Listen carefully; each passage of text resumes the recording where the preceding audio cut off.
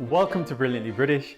My name is Lawrence and today I'm going to show you how to make black treacle at home yourselves. Yes, you guessed it. That means the days where you used to worry about where to get this essential British ingredient. For those of you that are watching outside of the UK, those days are over.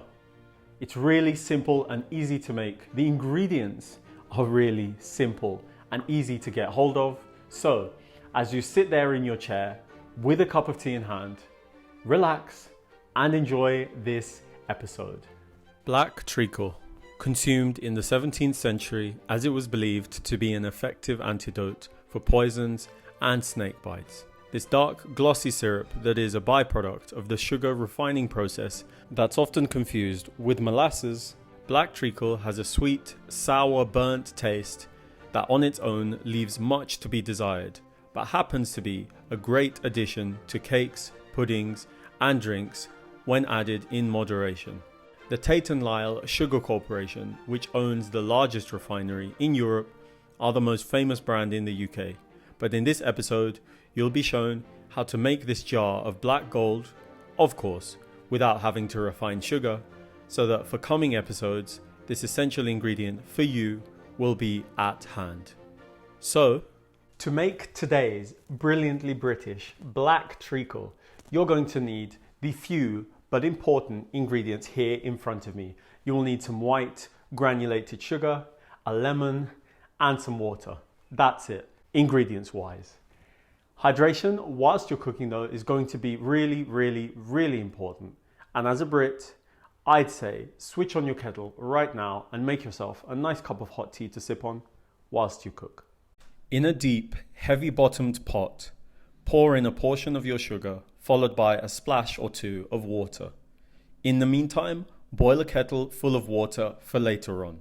Cook your sugar over a medium heat, undisturbed, allowing the sugar to go through several phases and colours until it becomes black in colour and begins to emit a distinct sour tar-like smell.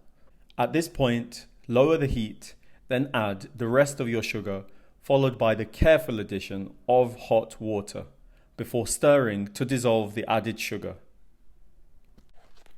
Continue by simmering the contents over a medium heat, stirring constantly, and at this point, add a lemon quarter.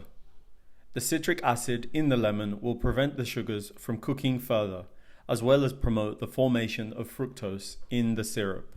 So don't say you don't learn things on the channel.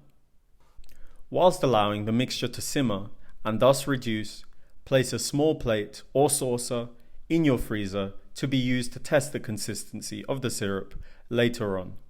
I'm going to be storing my black treacle in this jar, but before I do that, I need to sterilize it by filling it up to the brim with hot water.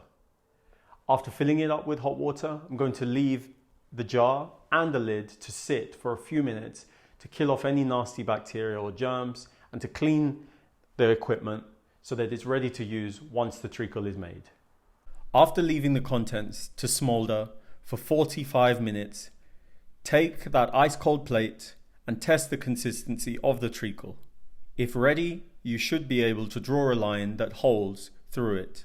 As you can see, mine became too thick, so I corrected this by adding water incrementally until it had the right viscosity, after which I removed the pot from the heat, ready to portion out my treacle. Okay guys, congratulations, you have made black treacle. As you can see, it wasn't too difficult to make. The next thing to do while it is still in this hot, molten state is to remove the lemon within it and then pass it all through a sieve to get rid of any bits of lemon that we really don't want within it before pouring it into our container of choice. I'd recommend a glass jar. Thank you so much for allowing me to show you how to make this jar of black treacle.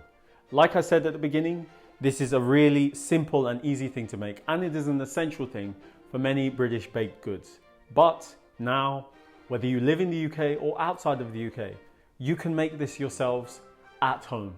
If you like this episode, of course you did, click the like button, subscribe to this channel, tell everyone you know about the brilliantly British food on this channel, and follow us on all of the social media platforms that we are on.